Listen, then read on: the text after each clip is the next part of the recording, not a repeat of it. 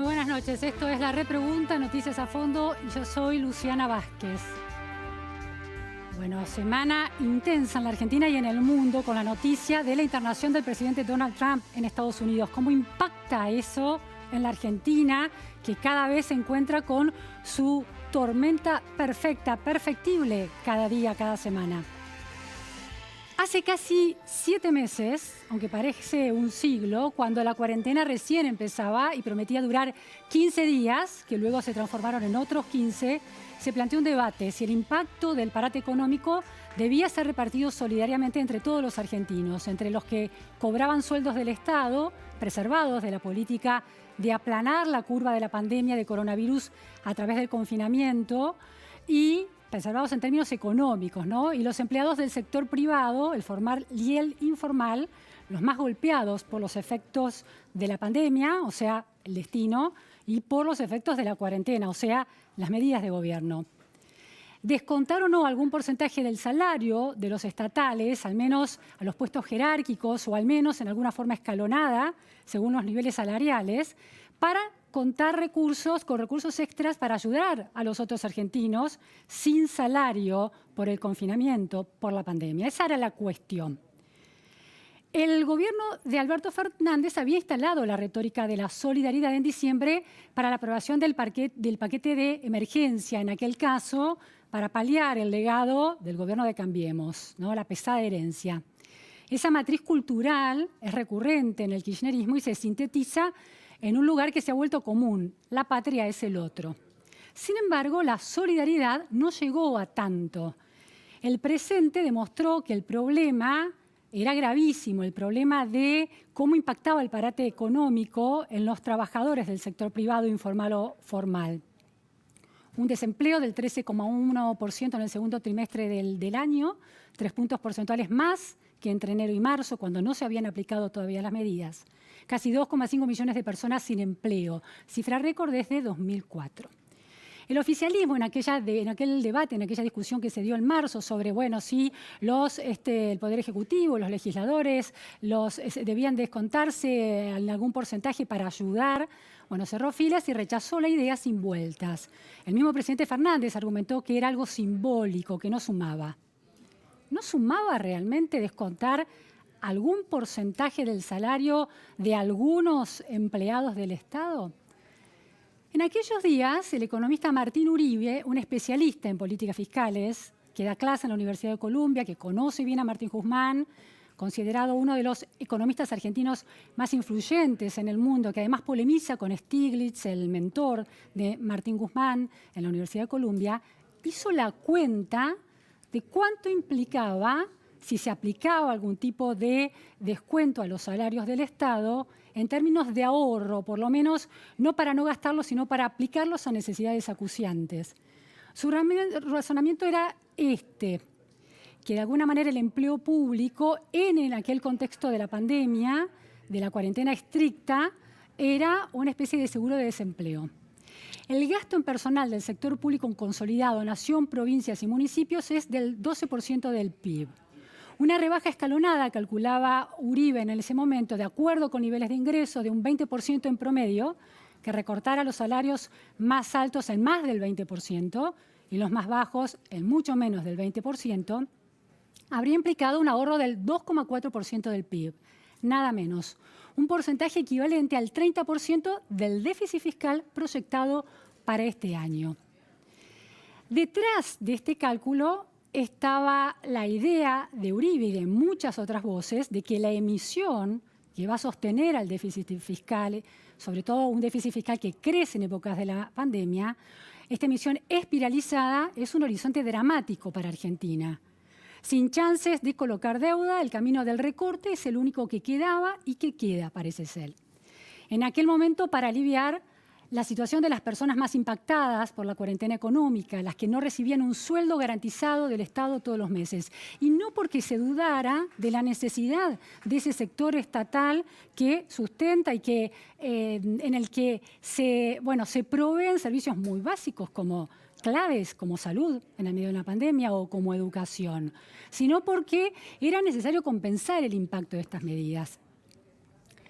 Por supuesto que esa idea que era posible en marzo, con alta popularidad del presidente, altísima, y un consenso político que no era solo instrumental, sino también tenía bases más profundas y además un consenso social ante la cuarentena, esa idea que era posible entonces, bueno, no es posible hoy, el clima ha cambiado notoriamente.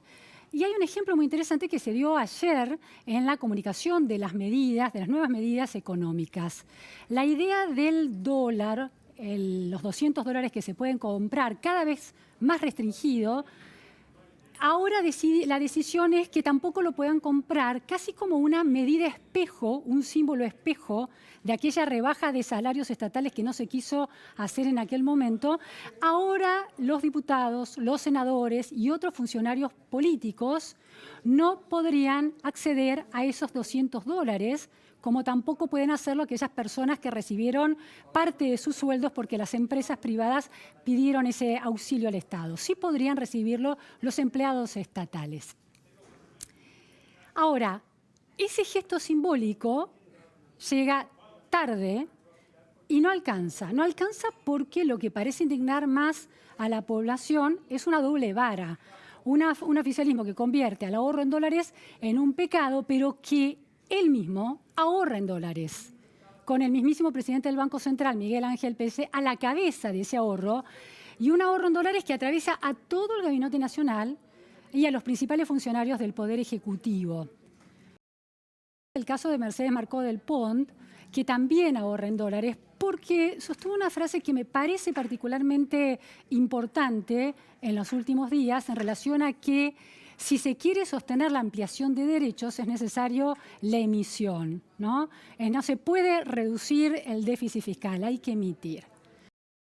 Que lleva a reducir derechos. En el presente, la libertad de comprar dólares. Y en el futuro, una economía poco sustentable que va hacia el déficit, hacia la emisión y probablemente hacia la inflación. Hay en el problema del dólar una constante que lo hermana con el coronavirus.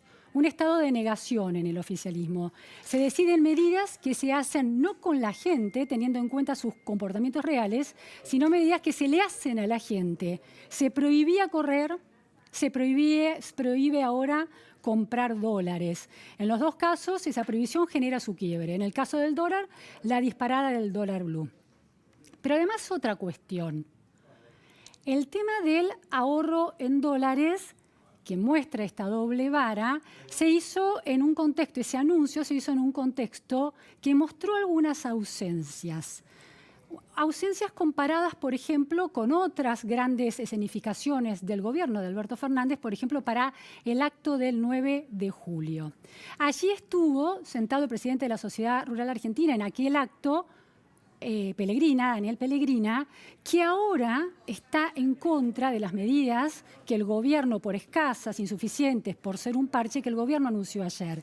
Es decir, un socio que parecía ser clave para poner en el escenario de la patria el 9 de julio se ha corrido completamente. Ya cuando el gobierno está en marcha y ya no promete simplemente simbolismos, se ha corrido de la escena. Y otra figura interesante que estuvo en aquel escenario del 9 de julio es Carolina Castro. Carolina Castro es una joven empresaria que pertenece a la Unión Industrial Argentina. Es la única mujer que pertenece a la mesa chica de la Unión Industrial Argentina y estuvo en ese acto del 9 de julio. En un hilo de tuit de los últimos días señaló su diferencia tajante con el impuesto a los ricos, llamado vulgarmente, porque en realidad lo que va a perjudicar son los activos de las empresas que tienen que generar empleo. Es decir, el cierre de la negociación con los banistas privados levantó una compuerta de un dique que son los acontecimientos. Ya no alcanza con simbolismo, sino ahora hay acontecimientos. Y hay un tono de esos acontecimientos en el gobierno. Si Vicentín pareció, y la voluntad de expropiarla pareció un error que se rectificó rápidamente, hay una serie de escaladas con una especie de bola de nieve del gobierno en las últimas semanas que cuestionan de alguna manera la idea de ese Alberto Fernández de marzo, conciliador y con la imagen del Alfonsín del consenso, que cuestionen esa imagen y la echan por tierra. Los hechos, la Argentina de Alberto Fernández ya no es una mera promesa simbólica del escenario de la patria, por ejemplo, y es pura realidad. El ministro Guzmán, que pretendió ganar tiempo en la negociación y ganar tiempo hacia adelante, hacia hasta 2028, bueno, en realidad parece ser que no ganó tanto tiempo, sino que fabricó velocidad, que no es exactamente lo mismo. La velocidad de los acontecimientos en Argentina es notoria en las últimas semanas. Y hay una tercera cuestión, una cuestión interesante para señalar. Somos protagonistas y testigos de un momento único de la Argentina. En este sentido, la democracia, que es joven, permite ver que hay otro momento, otro conjunto de eventos en esta evolución, si la democracia es una especie de superposición de capas geológicas, en esta evolución de este universo de la democracia argentina, por primera vez el peronismo no está pudiendo convertirse en o concretar la promesa de piloto de la tormenta, y por primera vez un gobierno de la oposición que termina su mandato sigue presente en la escena política disputando poder y credibilidad. La cuestión de ahora en adelante será ver qué es un Estado presente y si hay algo más que retórica distributiva y el gobierno puede encontrar un rumbo que frene la velocidad y construya políticas sustentables y de Estados no atadas necesariamente a las elecciones o al oportunismo electoral de 2021. El campo es un actor clave en ese punto y vamos a hablar ahora con una de las figuras que estuvo ayer en el anuncio de las medidas, Gustavo Irigoras, que es uno de los dirige las cámaras más poderosas de la Argentina en términos de agroexportación. $1 de cada 3 que se exportan salen de esas cámaras, la aceitera y la de agroindustria. Y además preside la Cámara Argentina de Agroexplotación, que está buscando una ley de exportación sustentable durante 10 años. Muy buenas noches, Gustavo. Muchísimas gracias por estar en la repregunta.